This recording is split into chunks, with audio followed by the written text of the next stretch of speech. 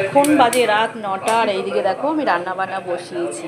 কাল হচ্ছে আমাদের পাড়ার শীতলা পুজো, তো সে কারণেই দেখো এখন রান্না বান্না চলছে। এই যে এখানে বড়া ভাজি, আর এই দেখো এখানে করে নিয়েছে হচ্ছে আলু ভাজা, আর এখানে একটু বাদাম ভেজে আমি নামিয়েছি এখন খাওয়ার জন্যে। আর এই দেখো এই যে ডাল তো এখানে রয়েছে, এখনও বড়া মানে এখনও কতটা বাকি রয়েছে। আর এখানে টকবক করে কিন্তু আমার ভাতও ফুটছে, ভাতও বোধহয় হয়ে গেছে, কারণ কাল হচ্ছে আমাদের পাড়ার শীতলা পুজো, তো শীতল পান্তা খেতে হবে। আর আমাদের পাড়াতে কি বলো তো, এই ফাল্গুন মাসেই না শীতল পান্তাটা খাওয়া হয়। অন্য পাড়াতে যেরকম চৈত্র মাসে সব জায়গাতে খাওয়া হয়, কিন্তু আমাদের এখানে ফাল্গুন মাসে খাওয়া হয়। সে কারণেই একদম সব কিছু ধোয়া মোছা করে এই যে রান্না হচ্ছে এখন।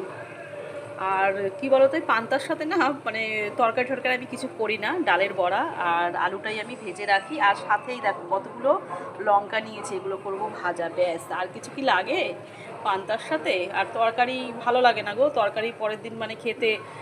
ওই পান্তার সাথে এই বড়া আর আলু ভাজা দিয়েই ব্যাস জমে যায়।